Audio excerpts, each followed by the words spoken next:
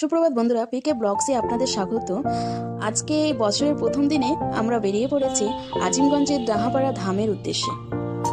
এখন আমরা গন্তব্যস্থলে পৌঁছে গেছি। চলুন আগে কি দেখা যায়। এটা হচ্ছে মন্দির। এই মন্দিরের ভিতরে অনেক বড় একটা এরিয়া আছে, যেখানে শ্রী প্রভু জগৎবন্ধুর নাম কীর্তন হয়। তবে আমাদের প্রভুর দর্শন মেলেনি। আপনারা চেষ্টা করবেন ফাঁকা সময়ে আসার।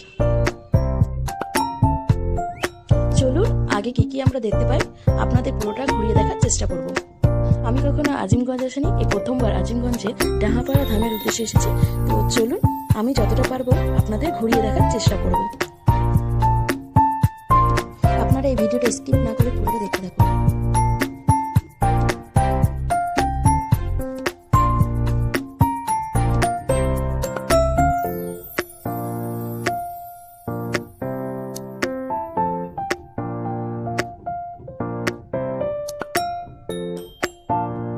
এটা হচ্ছে সমাধি স্থান। এবার আমি আপনাদের সামনের দিক থেকে ঘুরিয়ে দেখার চেষ্টা করব। আপনারা চাইলে আপনাদের পরিবার বা প্রিয়জন মানুষকে নিয়ে আসতে পারেন। যদি আপনাদের এই ভিডিওটা ভালো লাগে, আপনারা অবশ্যই লাইক, কমেন্ট এন্ড শেয়ার করে দেবেন। ভিডিওটা দেখার জন্য অসংখ্য ধন্যবাদ।